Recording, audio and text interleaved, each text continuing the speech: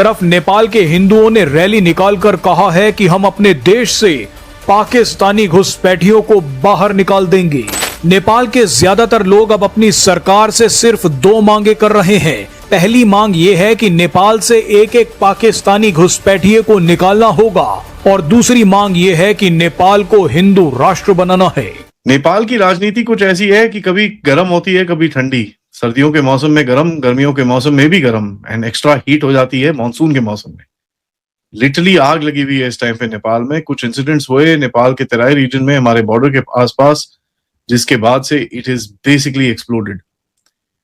Communal violence और lack of governance बड़ी clearly दिख रही है। वो इस चीज को कह रहे हैं कि हमारे साथ और अंदाज से बात करें। और सो मेरे लिए तो ये बड़ी इंटरेस्टिंग चीज है ये सारा देखना कि। और फिर दूसरी बात ये है कि इंडिया और नेपाल जो है उन्होंने कहा है जी कि हमें mutual legal assistance agreement, criminal matters और इन चीजों के ऊपर भी बात करने की जरूरत है। इंडिया ने भी अपनी स्टेटमेंट जारी की है। नेपाली को भारत, मतलब ये कहना कि वो भारत का हिस्सा नहीं है, ऐसे नहीं होता। सारे नेपाली सिर्फ नेपाल में नहीं पाए जाते। नेपाली बहुत आयत आपको मिल जाएंगे भारतवर्ष में, बहुत सारे Nepali.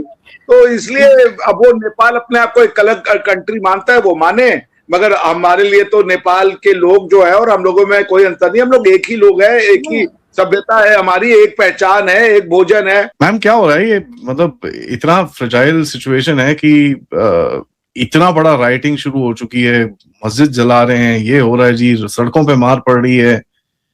it's I have never seen Nepal like this. और एक हिंदुत्व का जो वहां पर द हार्ड हिंदुत्व का जो एक वो बाहर निकला है वहां पर, that is something very very interesting. And government की तरफ से एकदम साइलेंस।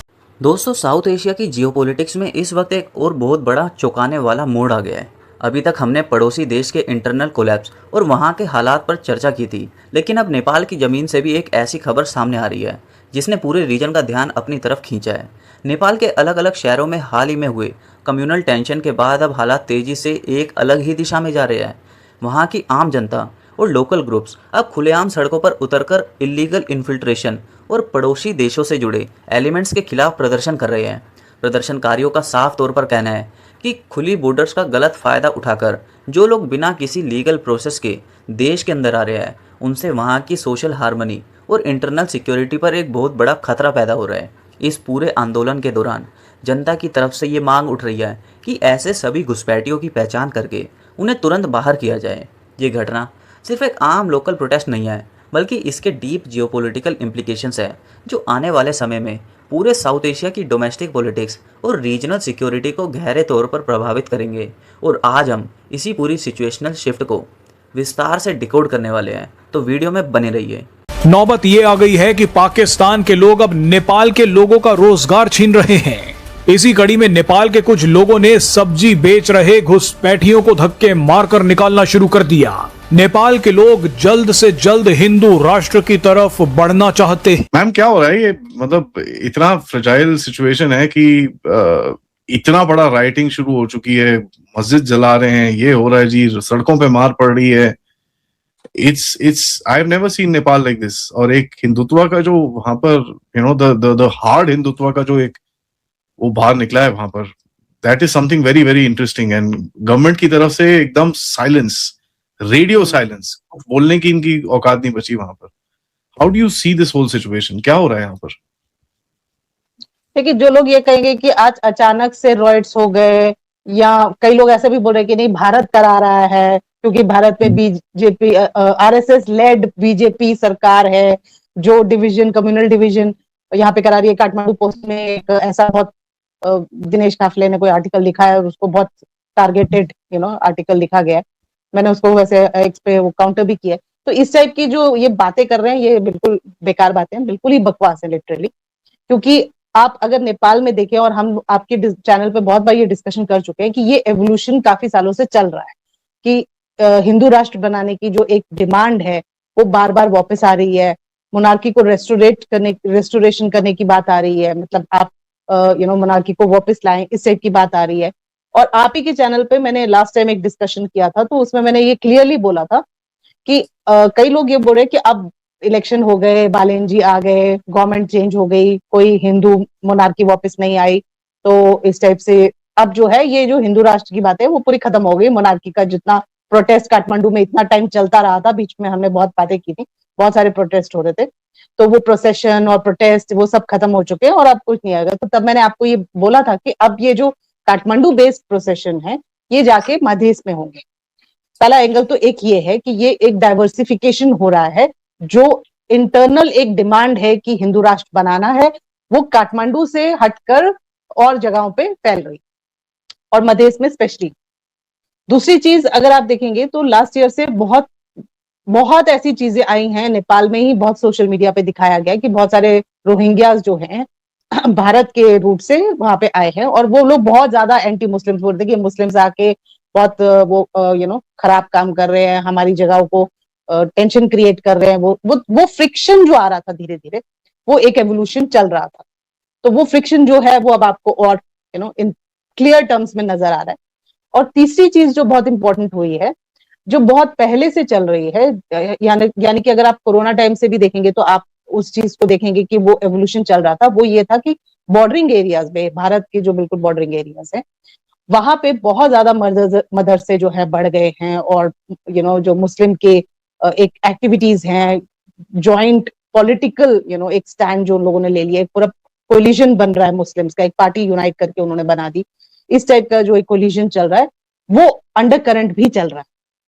तो पाकिस्तानी बैक्ड आईएसआई के जो एक्टिविटीज उस एरिया में हो रही वो और ज्यादा एग्रीवेट हो। तो ये तीनों की तीनों चीजें जो हैं कंबाइन वहां पे पहले से ही चल रही थी, इसीलिए मैंने ये उस टाइम पे बोला था कि अब ये मध्य में भी नजर आएगा, क्योंकि मेजोरिटी स्टेट जो है वो हिंदू हैं। अब ये मुस्लिम जो है अपने आप को यूनाइट करके एक फॉर्मेशन करके मदरसे बढ़ा रहे हैं, उस टाइप की तालीम दे रहे हैं कि भाई हमें मुस्लिम कन्वर्जन्स करने हैं। मैं पूछना चाहूंगी कि मैंने कभी नहीं देखा, इत्तेफाक है, मैंने कभी नहीं देखा कि भारत ने किसी भी कंट्री की जमीन के ऊपर क्लेम किया हो, लेकिन नेपाल वाले क्लेम करते हैं, चाइना वाले क्लेम करते हैं, इसी तरीके से कभी बांग्लादेश वाले भी क्लेम कर देते हैं, हम भी कभी कभार वैसे ही कह देते हैं कि दिल्ली तक झंडा लहरा देंगे, लेकिन खैर हम इतना सीरियस मत लें। तो ये क्यों सर ऐसा होता है? बिकॉज देखिए, भारत एक बहुत बड़ी सिविलाइजेशन रही है ना, बाकी जो भारत की सिविलाइजेशन से अलग हो गए। अब जैसे नेपाल है, भाई माता सीता जो थी वो जनकपुरी से थी, वो नेपाल में है, और भगवान श्री राम जो थे वो अयोध्या से थे, वो यूपी में है, उनका विवाह हुआ आपस में। तो एक समय ये एक ही सिविलाइजेशन था। जब से ये नेशन स्टेट बना है तो भारत तो रह गया, और जो भारत में बसी हुई सभ्यताएं थी, जब उनको कुछ सभ्यताएं उन्होंने अपना इसी सभ्यता के जो कुछ पार्ट थे उन्होंने अपना देश बना लिया। वो कहते क्या ये बाहर के लोगों के आने की वजह से ये सब हुआ, क्योंकि उन्होंने कब्जा कर लिया देश के ऊपर, तो उन्होंने वो आर्टिफिशियल बाउंड्रीज खींच दी। तो उस वजह से ये हुआ है, क्योंकि भारत तो जो है वो सबको अपना समझता है। ये लोग भारत को अपने से अलग समझते हैं। जैसे आप नेपाली को भारत से अलग कर देंगे क्या? भारत का पॉपुलेशन का हिस्सा है नेपाली। तो आप जाएंगे ना, सिक्किम चली जाइए, आप दार्जिलिंग चली जाइए, आप और भी भारत के कई हिस्सों में जाएं, दिल्ली में आ जाएं, गोवा में आ जाएं, बहुत टाइप में आपको इंडियन नेपाली मिलेंगे। तो नेपाली को भारत मतलब ये कहना कि वो भारत का हिस्सा नहीं है, ऐसे नहीं होता। सारे नेपाली सिर्फ नेपाल में नहीं पाए जाते हैं, नेपाली बहुत आयत आपको मिल जाएंगे भारतवर्ष में, बहुत सारे नेपाली। तो इसलिए अब वो नेपाल अपने आप को एक अलग कंट्री मानता है, वो माने, मगर हमारे लिए तो नेपाल के लोग जो है और हम लोगों में कोई अंतर नहीं। हम लोग एक ही लोग हैं, एक ही सभ्यता है हमारी, एक पहचान है, एक भोजन है, एक ही जैसे हम लोग हैं। तो वो भी एक हिंदू राष्ट्र, इकलौता हिंदू राष्ट्र है।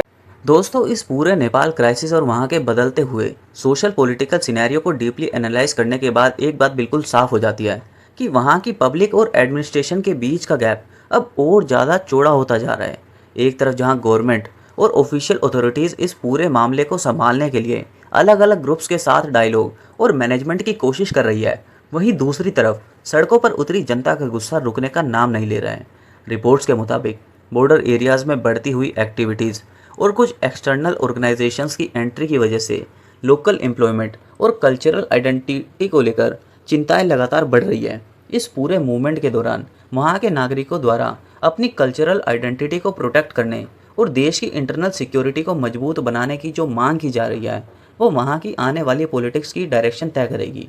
पड़ोसी देशों की बदलती हुई स्थिति के बीच नेपाल का ये नया इंटरनल कॉन्फ्लिक्ट इस बात का संकेत देता है कि अगर समय रहते बॉर्डर मैनेजमेंट और सिक्योरिटी प्रोटोकॉल्स को सख्त नहीं किया गया तो रीजनल स्टेबिलिटी के लिए नए चैलेंजेस खड़े हो सकते हैं। इस सेंसिटिव और अहम जियोपॉलिटिकल मुद्दे पर आपकी क्या राय है, हमें कमेंट सेक्शन में ज़रूर बताइए। जय हिंद।